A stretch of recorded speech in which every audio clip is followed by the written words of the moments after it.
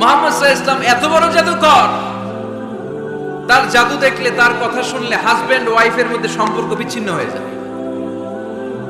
সে এত বড় জাদুকর, তার কথা শুনলে বাবা আর ছেলের সম্পর্ক ছিন্ন হয়ে যায়। সে এত বড় জাদুকর, তার কথা শুনলে বন্ধু বন্ধু আলাদা হয়ে যায়। খবরদার হাজী সাহেবরা, তোমরা হজ করতে এসেছো করো, জমজমের পানি খাও আর খেজুর নিয়ে যাবা বাড়িতে, কিন্তু মুহাম্মদ সাল্লাল্লাহু আলাইহি ওয়াসাল্লামের কাছে যাওয়া যাবে না।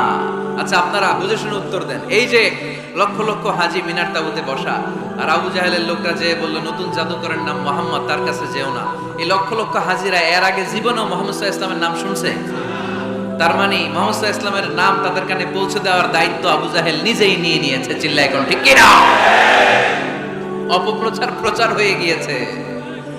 আর সবাই মনে মনে ভাবে, কয় কি এত বড় জাদুকর, হজ করি আর না করি, এর না দেখে যাওয়া যাবে না।